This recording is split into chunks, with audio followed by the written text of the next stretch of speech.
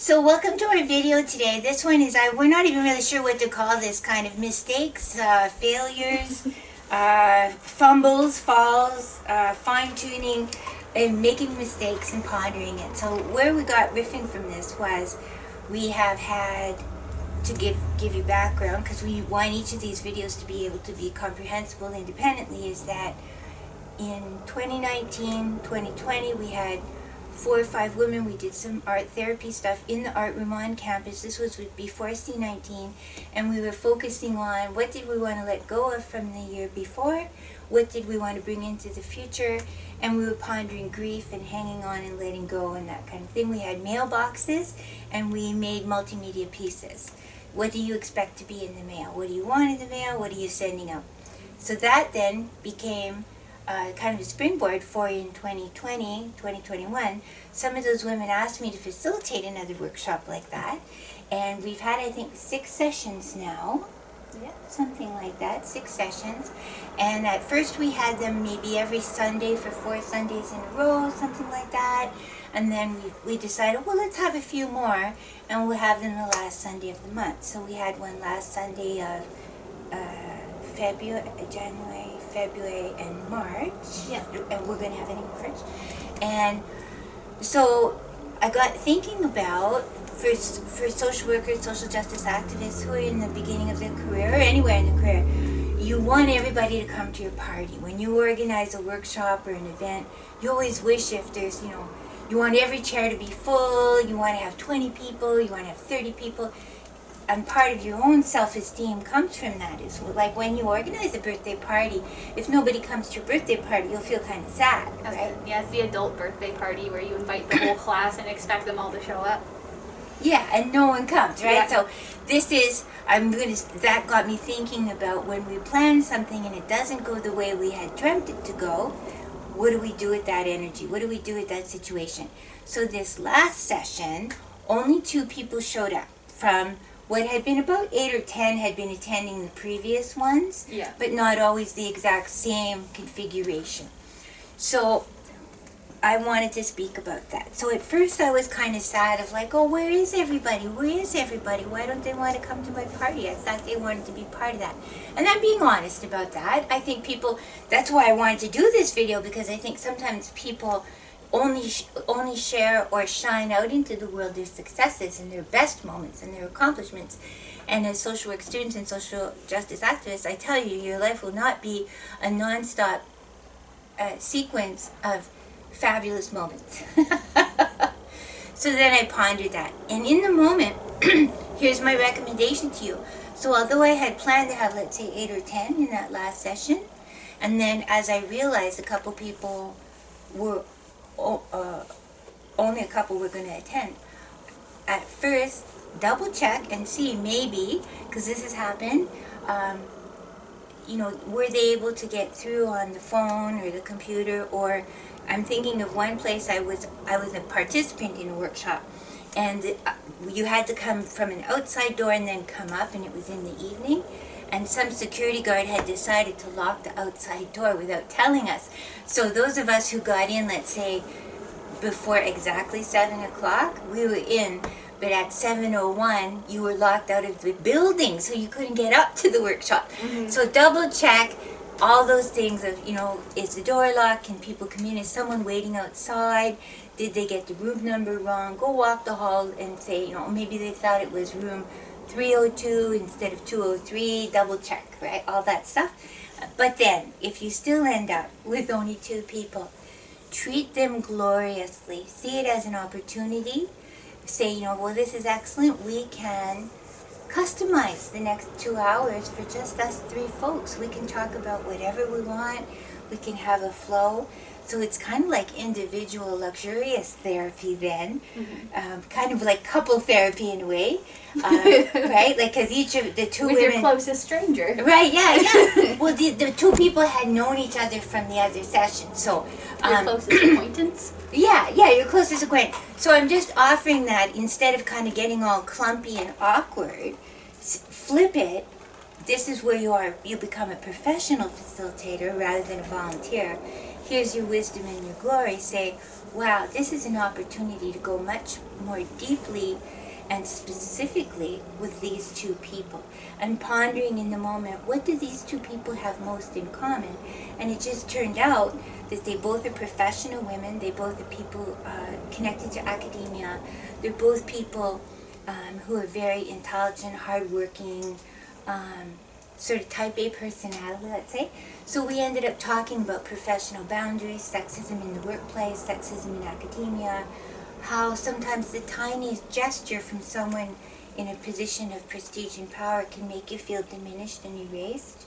And so we had, I think, a really effective, powerful, memorable 2 hours, because we could talk about these things, which we might have been shy to talk about had the whole crowd been there, because not all of the other women were in academia or in powerful professional roles, right? So we could be selfish, let's say, because all three of us had something to speak about on those issues. Yeah, you want it to be accessible to everyone that's in the group, but when the group gets smaller, the accessibility or range of topics grows. Right. Yeah, exactly. From this wide to this. Had it been two women who were younger women, I might have said, oh, let's talk about what it's like to be in your age group, and, you know, your cohort of people, it's harder for you. You got student loans, you know. I might have tried to find commonalities. Sometimes you have 2 or 3 women show up. They're all moms. They're all single moms. They're all single moms struggling with poverty. So you focus on that, right? You can, in the moment, let's say a seasoned, I am 60, a seasoned facilitator will try, what do they have in common? What can I still work with here so that all 3 of us, or 5 of us, or 2, or whatever it turns out to be, can have the best experience possible because they showed up, right? If you get all awkward and you start feeling like, oh, nobody showed up for my party, or you say something like, well, okay, we'll cancel the session then because there aren't enough people, that could make those 2 people or 3 people who did show up, that could make them feel a little bit diminished or disappointed because, hey, they did show up, right? So kind of that idea of make the best of a suboptimal circumstance, but then you can turn it from suboptimal to actually super optimal. Like, yay, this was very, very cool and memorable. So I wanted to share that feeling of something that's a fail or a fumble, ponder that.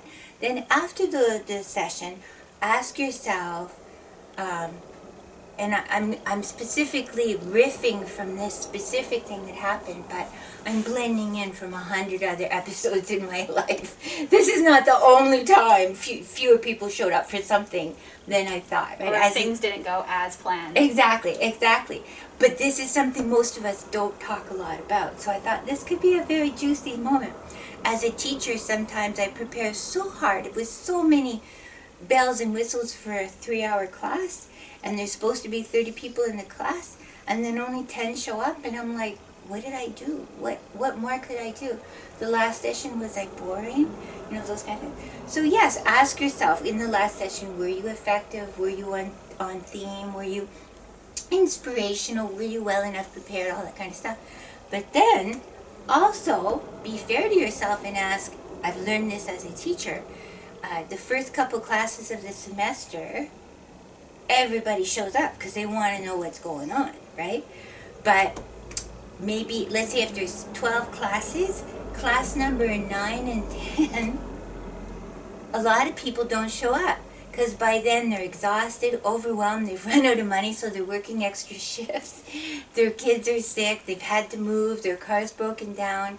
They're preparing now for the finals, that kind of thing. Yeah. So they think, well, if there's only one class I can blow, this is the one. Because they want to be there for the last class, second last class, because that's a review class. And they want to be there for the last class because that's often a quiz, or that's when they have to hand in assignments. So I've come to realize this is the rhythm of teaching, at least at UMBC, for the last 20 years. And I no longer take that on and say, oh, you know, what did I do in session number 9? That I didn't do it in subsequent or previous. Right. And what I try to do is, for those 10 that do show up, I try to bring donuts and cookies and like real special, like I know you really had to drag your ass to get here today. Woohoo on you, right? Plus, now each of you can have 3 donuts instead of one. You are welcome. So I offer that all groups have their kind of ebb and flow. A further thing is ask yourself questions like with this particular group, when I afterwards, because that's again what a professional does versus a volunteer or someone just catching by the fly, right? A seasoned person afterwards thinks each name, goes through and say, I wonder why they didn't attend, or I wonder what that was them, I wonder. And then I realized one of the people wasn't able to get in because of technology. C19 means we're doing everything now on Zoom, right? So one person had that. And then I also thought, well, I should have sent everybody a week reminder, like a week ahead, sent them an email to remind them. Because it's been a while, right? Like 3 weeks have gone by, 4 weeks have gone by, and they may have gotten involved with other things, right? Another thing, the weather was really lovely, comparatively. Yeah. So some people might have just got up that morning and thought, geez, I'm going for a walk. I need that. I've been locked in the house for a long time because of C19 and the cold and everything. This is Northern Ontario, I'm Northern BC, and this is also the C19 era. We've all been in house arrest for a full year now, right? So Boy, that's saddening. Okay. I know, yeah. Also, I came to realize that this was maybe 3 or 4 people in the group of, let's say 10 that I thought, just for a number of, we're going to go. 3 or 4 are full-time students or very linked to the academia world right now. So they were working on their midterm assignments, right? Yeah, there's been a lot of take-home assignments and things like that. Yeah, they're preparing for a quiz, whatever. So it in a lot of ways, it had nothing to do with me or the group or anything. It had to do with the 1,000 other things that are going on in their lives, right? And this is a group that's meant for uplift and energizing, rather than like a deep trauma group or, you know, people with addictions or, you know, it's a certain kind of group. If you've been watching the videos all along, with what are you letting go of from 2020? What are you bringing forward in 2021? What are your hopes for the future? So, reflecting on who is even in the group in the first place, what were the original intentions? Are those needs now getting met somewhere else? And maybe, because we were a little bit ad hoc and casual about it anyway. We had consented to be together for 3 or 4 Sundays, and then we said, maybe we'll do another couple. I'm not tired of seeing you. Right, so what I'll do in the near future now, a week has gone by, give yourself a week and reflect and ponder, a day or an hour or whatever. Give yourself time as the facilitator to reflect on all of those variables. And then maybe send an email to everyone and say, you know, oh, I noticed that the group was smaller last time. There may have been many reasons, and list all those reasons and say, you know, I'm just checking in. Maybe we want to reschedule it to have the next session instead of at 1. Maybe we want to have it at 6. Maybe we want to have it at 12.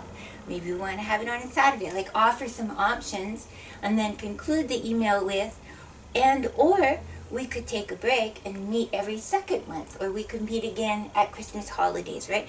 So alternatively, if you have any requests or needs, let me know. Let me know. So again, the idea of failure or fumbling or falling or it didn't work the way I thought it was going to go, completely normal, completely statistically common.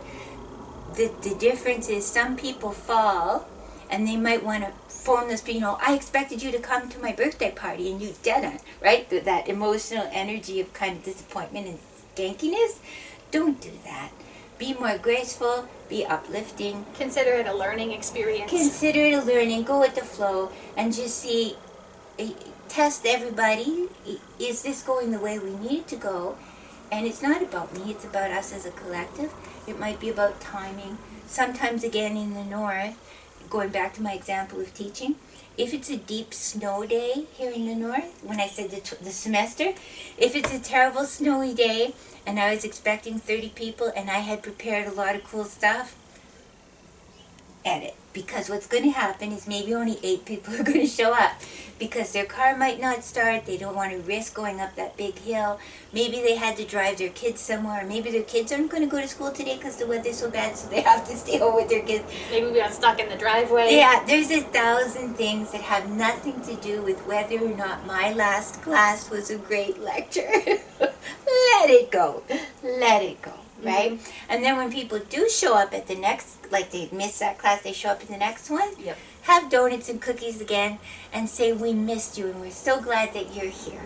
And just be, welcoming and positive versus that kind of, if any of you have had that experience where you missed a class and then you come back to the next one and the teacher's like, well, look who showed up. Yeah, giving you that scoldy energy. Don't do that because that just puts more yuck on top of yuck because they might be feeling embarrassed too that they didn't attend. They may have done everything in the world possible and now the last thing they need is for you to make them feel bad. Yeah, because I can definitely say that I've been shamed from things before where like now obviously you could probably do something like that and I'd be like, correct, that is me here this time, not last time. Yeah, but at one point I would have been really hurt and not shown up. Recently I've had a lot of experiences where I've been trying to set up a Zoom meeting or someone set up the Zoom meeting and I'm trying to get in. Mm-hmm. And there's one in particular, I was so keen and so prepared and I had a million things to say. And it took me, the group was, let's say, a 2-hour group, and it took me, I was 35 minutes late to get into the group. And I felt so horrible and so embarrassed. And I did not need anyone in the group to give me the scoldy, mm-hmm. Right? Like it, and they did, and she just said, "Hi, you're here," and on, continued on, right? So, reflect on all that. So, the idea of part of why I wanted to say that. So we've said some things about that specific group, and some things about if you're a facilitator, how do you want to reframe or repackage or reimagine or reassess what may have been suboptimal and how do you want to change it for the next session or the future. So that's something I wanted to say about whether that's you've been planning your annual general membership meeting or your monthly collective meeting or your therapy sessions or teaching sessions or a protest or a rally or a fundraiser. There's always going to be those kind of things. Or even just setting up like a regular therapy session. Therapy session, client doesn't show up or they show up 10 minutes late or... They constantly reschedule with you and then don't show up or they constantly forget. Perfect. Any of those things, your first thing is to, I would say, admit to yourself that you feel a little bit hurt. Like I planned this and I was looking forward to it or I was... did I do something wrong? There's not something inherently wrong with getting your ego involved with that, but like acknowledging it is super important. Right, acknowledge it, process it, reflect on it, and then contain it, and then explore what may have been going on that were external variables, like the snowstorm, and then problem solve and edit. Or reframe. Reframe. If the client, you've been scheduling with the client at 9 in the morning, but their bus doesn't get to you where you are, your office is till 9:15, and that's why they're always late. Maybe you want to ask them, hey, maybe we could reschedule for 9:30, right? It's up to you to explore options. Sometimes clients or students are too shy to bring that up. More than once I've rescheduled a class. I've said, how about we skip our break, our 15-minute break, and we'll start 15 minutes later, and then we all can leave at the same time. We all arrive at 9:15, and those of you who take the bus, we're good to go. And it was like, cool, right? Mm-hmm. You're teaching your clients and your participants about feeling effective and negotiating. Compromising. Yeah, exactly. Being truthful with each other. And again, many times in people's lives, they haven't felt they have the entitlement to ask, well, could the whole group meet 15 minutes late because of 3 of us?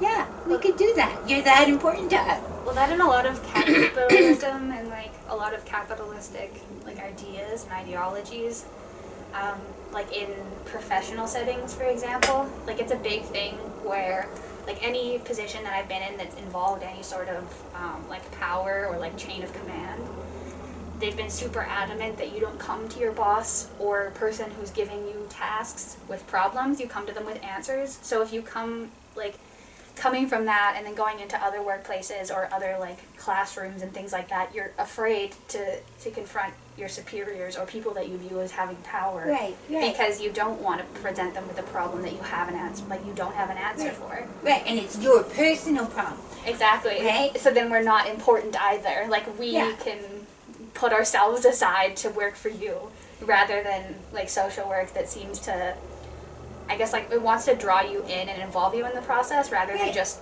making you be presentable or be what they need you to be. Precisely. Yeah. So it's actually teaching your clients, the people in your groups, the students you're working with, your comrades, your allies, that 1, you are important.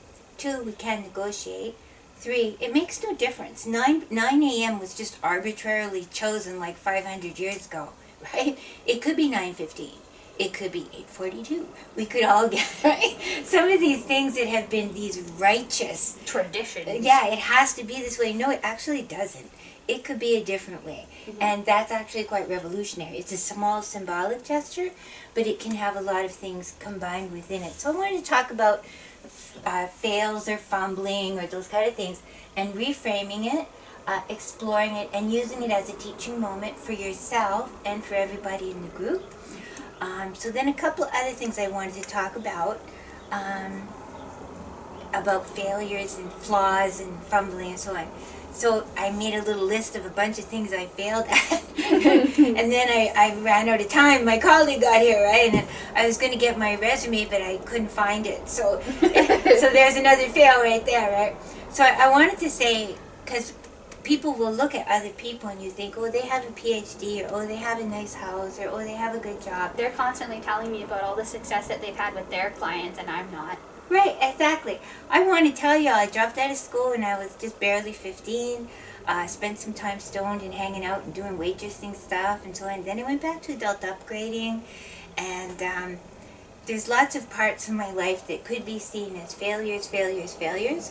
So somewhere along the way I read a book. It was, I can't remember the title of it, but it was something like Fail Often But Fail Quickly. And I love the title, that concept, right? That all of us will fail a lot in life, and it's in your best interest to try and figure out, how did I fumble, or how did I fall, or what was involved in that. And always give yourself and everybody around you the permission and the beauty of the honor and the truth of looking at the structure. I failed to succeed in high school because I had 1,000 traumas going on in my life, and I had no place to live for a while, right? So this will distract you from your studies, right?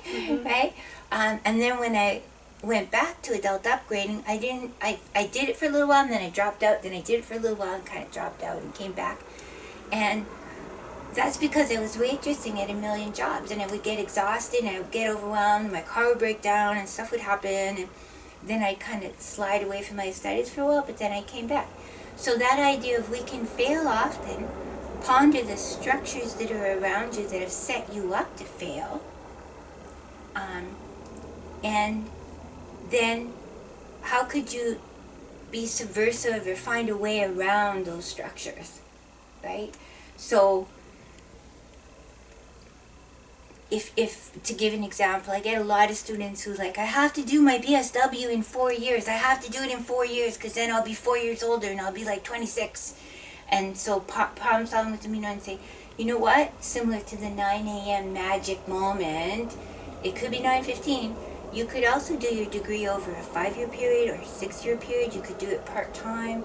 Some of our students, I think brilliantly, they go to the college and do their first 2 years of social work, get their college diploma, and then they go work for 2 or 3 or 5 years, build up some money, pay off some bills, maybe put a new muffler on their car, maybe fix their front tooth that's been rotten for 92 years, all this stuff. Then when they've done that, then they apply to come to do their Bachelor of Social Work, and they do it part-time. So that last 2 years, they do it over 4 years. Mm-hmm. So they're still able to work part-time, let's say. They're able to go to school part-time, but now they have that practical wisdom of being out in the world for 2-3 years. Mm-hmm. Fabulous. I adore that. I know a few people that did a certificate program, so it only took a year or whatever, but by the end of that, they had something that they could make money at.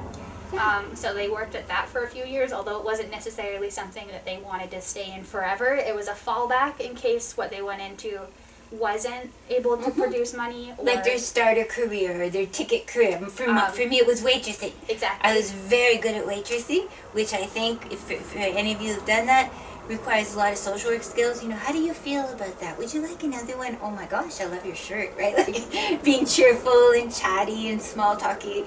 And yeah, I did that for 13 years while I went to school. And for a time, I was also waitressing and doing social work stuff because I was making more money in strip joints than I would with a master's degree in social work, right? So, yeah, that's a clever way too. So that's like, how can I subvert the structure? The structure says I have to do a 4-year degree in 4 years. I have to take out student loans. I have to have parents that are going to support me or help me. Exactly.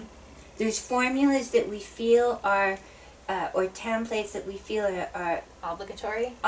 Exactly, obligatory, or that are made in steel and there's no wiggle space. But sometimes you can find some little wiggle space.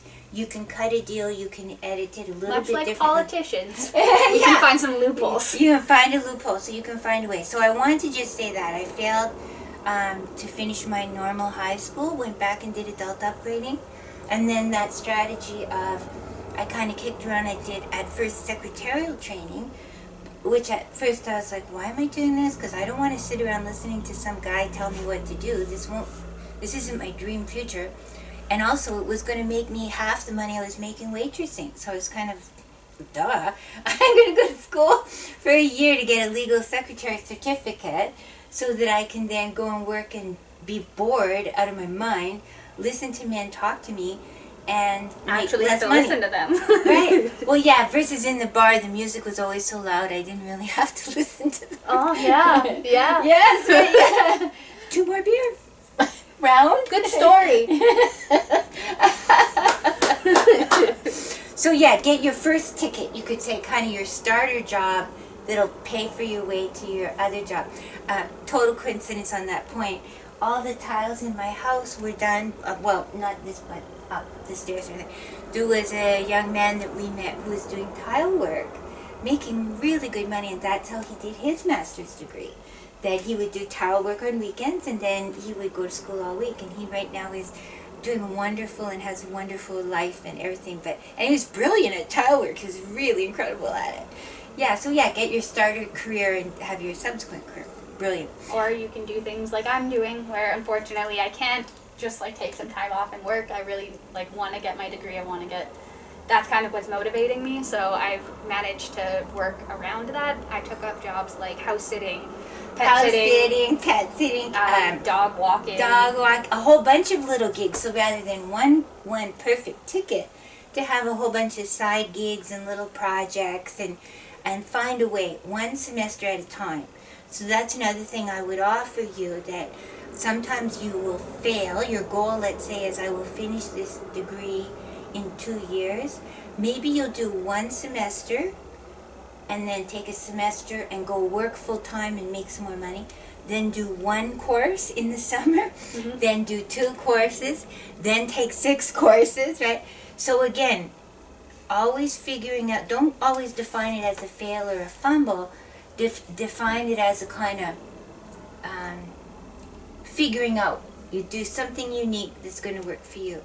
So the other things that I wanted to say, all on the structural part, to remember that we are all, let's say, right now you and I, the way we're engaging, we have 7 generations of ancestors. Indigenous people have taught us to think like this in a good, wise way. You have 7 generations of poverty, of struggle, of crippled or distorted self-esteem, diminished self-esteem. Me too, right? All of us, we come to these moments, and you might blame yourself. Well, why didn't I speak up in class? Or why didn't I save better? Or why didn't I know how to use a thesaurus, a synonym finder, a rhyming dictionary? Why didn't I know how to use all these 10 computer programs that suddenly got thrown upon me last semester, right? Like, because you've come from 7 generations of people who maybe didn't all have computers, who didn't have a legal degree. There will be people in your context sometimes who their parents were, mom was a dentist and dad was a lawyer. And so from the day they were born, they had the best of everything in terms of developing their intellectual prowess. And we're fumbling day to day, right? How do I pronounce that word? How do you use a library card? Right there, as first generation, many of us first. At one point, you probably had a tutor, and that's right. Not something They had that you could tutors. afford. They had they tutored each other so that you'll see families where they're doing really, really well in all these fronts. That mom and dad had An engineering degree. An engineering degree, so they have advanced vocabulary, they have advanced problem solving, impulse control, they have all these skills, and we maybe have to discover these in the moment. So I wanted to talk about fumbling. I also want to talk, once you get a little further with some of these things, it's also okay to quit while you're ahead. Sometimes people see that as a devastating thing, right? It's okay if you're in a job and you're sensing this is not for me, and if I stay here a bit longer, I'll get fired. It's totally okay to have an honorable exit, to say, I thought this job was going to work for me. I'm sensing it's not working. You and I don't have a similar worldview, or this is not what I thought it was going to be, or the schedule doesn't work. It's okay to honorably exit. You may need the money, but it'll look better and it'll be better in your long-term future to honorably quit, right? You don't want it on your record that you got fired. It's better to say 2 hours before they fire you to have an honorable resignation. The other thing is similar with courses. I'll have students that say, I signed up for 4 courses, I have to finish 4 courses, I'm paying this amount of tuition, blah, blah, blah. Well, I'll tell you, it's better to have one honorable withdrawal, and you have, I think, 6 weeks or something from the beginning of the semester. It's better to have an honorable withdrawal, and then you can pick up that course again some other time, whether it's a year or 2 from now, right? Because if you fail, that'll be on your transcript, or if you get fired, that'll be in the community as a rumor about you. It's okay to say, this isn't working, I need to re-edit. That doesn't make you a failure. It makes you a person who maybe overshot a target or misunderstood a plan. Or didn't know all the factors that were going to be affecting you that semester. Exactly. You were innocent, or you were unprepared in the sense that you didn't know your car was going to break down and your dad was going to die of cancer, right? It's totally okay. Go to your superiors or your boss or your teachers, tell them the truth, and earnestly try to cut a deal and say, I've had more than once a student who did that, withdrew from a course, and then I teach the same course a year later. They sign up for it a year later, and you know what? They're almost guaranteed an A+, because they already have the books, they already have the course outline, they already took the first 6 weeks of the course, they already know what the assignments are going to look like. They may have friends from last year who did all the assignments, and they could read those and say, how did you get an A+, right? The first psychology course I took, I failed because I was overwhelmed, I was exhausted, I was falling asleep at my desk. I took a similar psychology course a few years later, and it's still my highest mark to this day, right? So reflect on that. And I wanted to say that even if things don't go well, so let's say you sign up for things, you do things, let's say you do get fired, let's say you do continue in a course and you get an F, that's okay also. It's not the end of the world. Just say to yourself, okay, let's try to not fail a course again. Right? It's okay to have that on your transcript. It's not dreamy, but that's part of the human journey. That's part of the human journey. You are entitled to have mistakes, and or suboptimal outcomes. Just keep on going.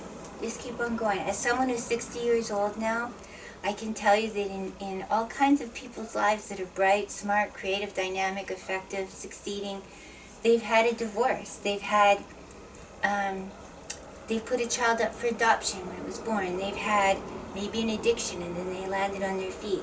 There's all kinds of really famous people. When you start hearing their story, you realize somewhere along the way they had a side jaunt. Let's call it a side jaunt. Whoops, get back on track now.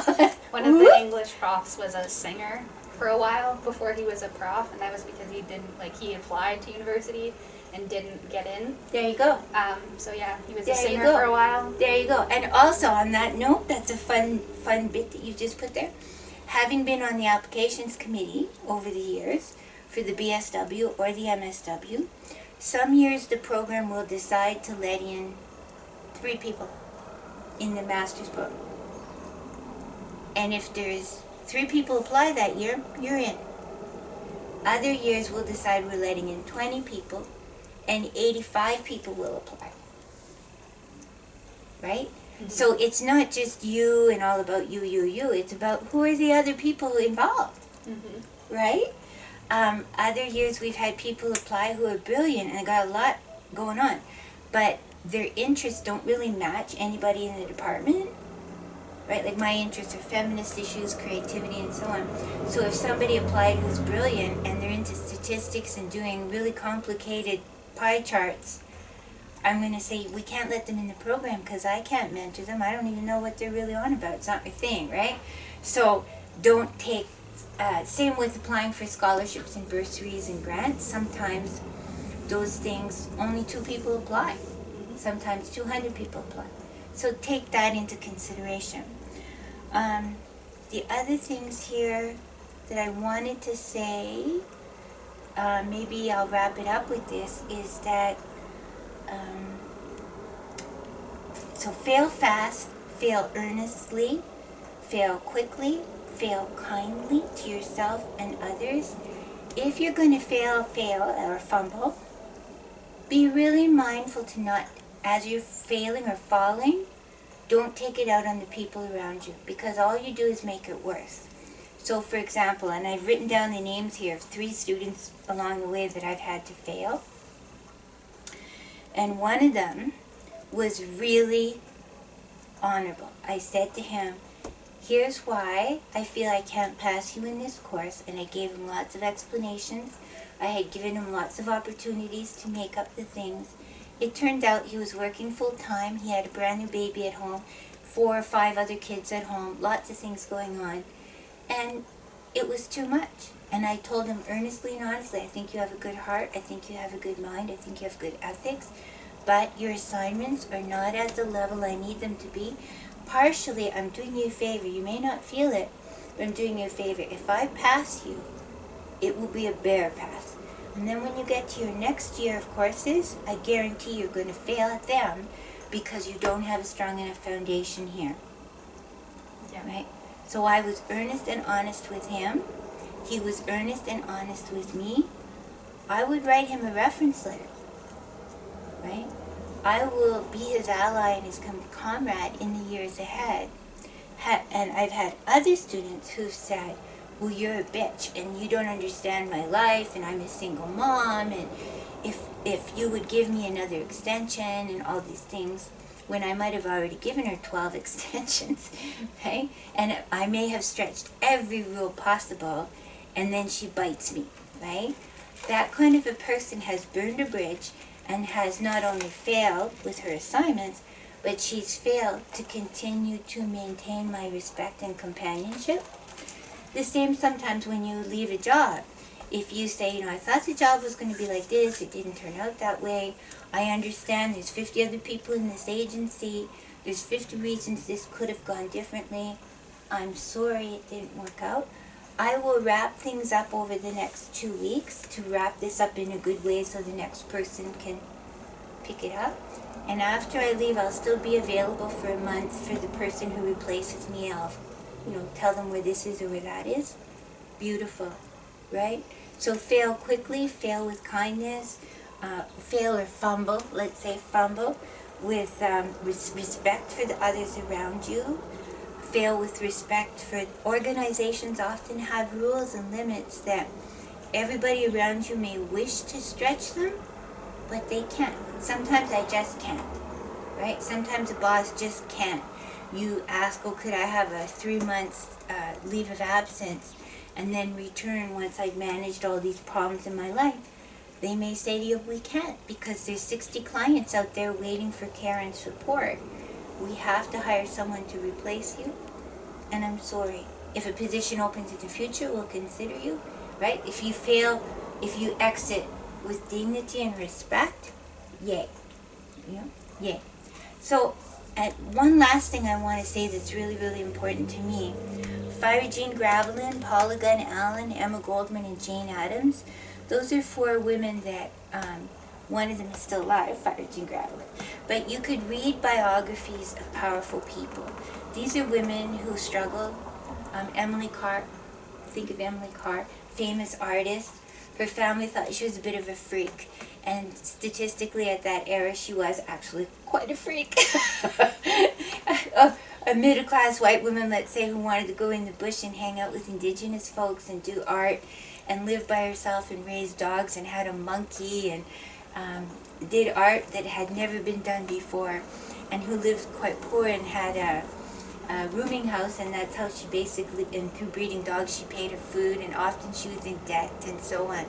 So read her biography, read her journals if you can. Find people who are your flock, who have got your ancestors from before. So you and I are influenced right now by 7 generations, in my case, and maybe in your catastrophe, disaster, war, trauma, PTSD, abuse, everything bad, bad, bad, and sad, sad, sad, and poverty. So that's what I've got for 7 generations to recycle and to build upon. Well, actually, I'm wealthier than that. I can go and find from all the bazillions of humans who've ever lived, bazillions of them have written autobiographies, or biographies have written about them. And I can learn from their story and their example, no matter how poor you are or challenged or struggling. Instead of, let's say, watching 10 stupid movies, you could go read a biography of Jane Addams or Emma Goldman or Paula Gunn Adam, or read Fire Jean Gravelin's books about indigenous ways of being in the world. Watch interviews with those people. Exactly, watch documentaries. I love watching documentaries, those sort of rags to riches stories. Riches mean rich soul, not just money. And you can pluck little strategies of how did they break through. How did they land on their feet? How did they persevere? How did they persevere? And you'll also notice that every single one of them will have moments of fumble, fail, or fuck up. Or requiring help. Requiring help. Exactly. Yeah, and that's a good point to make. Every once in a while, just being honest with the people around you and saying, I can't. I'm broken. Right now I'm in ruination. I'm done. I'm cornered. I can't do one more thing. Can you help me? Can you cover for me for a week? Can you step up? Can you give me some solution here? I'm sorry my back is injured. I'm sorry my husband's died. I'm sorry my brain is just shut down. And then a term that my colleague here has introduced to me, the apology tour. I never heard that before, but I've done many of those in my life. It's also sometimes to come back after, like, be earnest.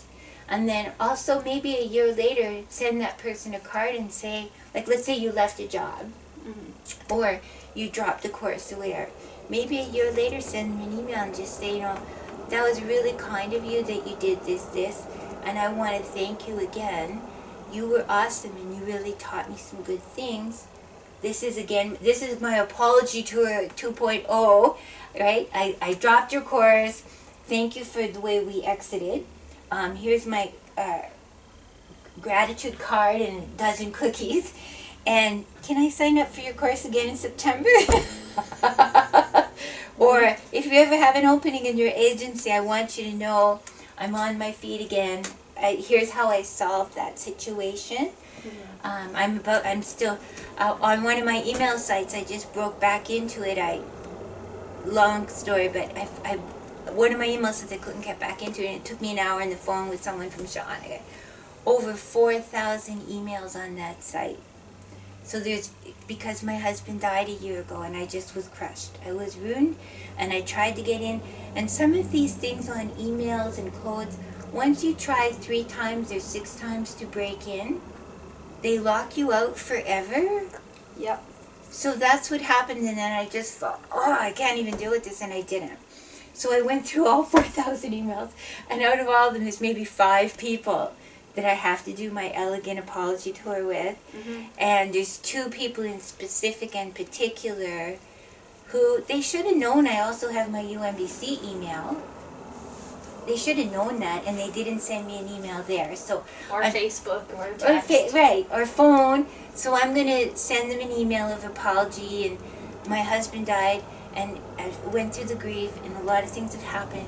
But I think I'm about to get back on my feet. Can we pick up where we left off? You can reach me at this, and I'm deeply sorry. And what can I do to compensate for where I fumbled, right? So I'll, maybe in a future video, I'll let you know how that goes. So today's video has been about pondering, fumbling, falling, fucking up, failing, and then figuring it out. So this is relevant to social work with victims of abuse, if you're facilitating that kind of stuff, if you are a family counselor, if you're facilitating groups or organizing protests or rallies, women in social policy and you're a professional in the field, a student, if you're facilitating groups like the mailbox group, let's call it that, it's okay. It's okay to have, it's okay and it's human, but you can also choose how you're going to fall, and you can choose what you do to fail quickly or fall or fumble quickly and get back on up, right? Just one more thought just before we started the video. Some people may say, yeah, but this stuff will never happen to me because I'm an A+ person. I'm an effective person. I'm organized. We were talking about a very famous film that's recently gone around the circuit, let's say. It's called Queen and Slim. And it's about two black people who seem very empowered and effective and beautiful and honorable and good, and they're living their life. And they have a first date, and he's driving her home. And it turns out that a very racist, awful, horrible, aggressive, toxically poisoned white cop harasses them, abuses them. Within minutes, it ends up in a situation where this black woman lawyer and I infer a professional man, I'm not sure we ever find out exactly what his career was, but we realize he's a very religious, good person. He's a good, honorable person. Within minutes, it ends up they've shot a cop. And they realize they won't be believed, and they go on the run, right? So we share that kind of story that you may think you'll never fail at anything. You'll never fall at anything. You'll never be that person. Well, until my husband was sick with cancer, I never thought I'd be that person. And for 5.5 years, I was that person. And then when he died, I became even more that person. And I still am sort of that person. I'm 60 and I now have a back injury. So today I'm also that person. And the same with you. Any of us could walk out tomorrow and have a car accident. We could fall. We could get an illness. Someone you love could be involved in a disaster. So in case you think, well, thanks, Sai and Carlene, for this video on fumbling, but I'm not that kind of person, Carlene and I would recommend to you that you patiently wait to eat your own words. Yeah, don't say that too confidently, because any of us could be that person. So with kindness, thank you for watching one more video from us.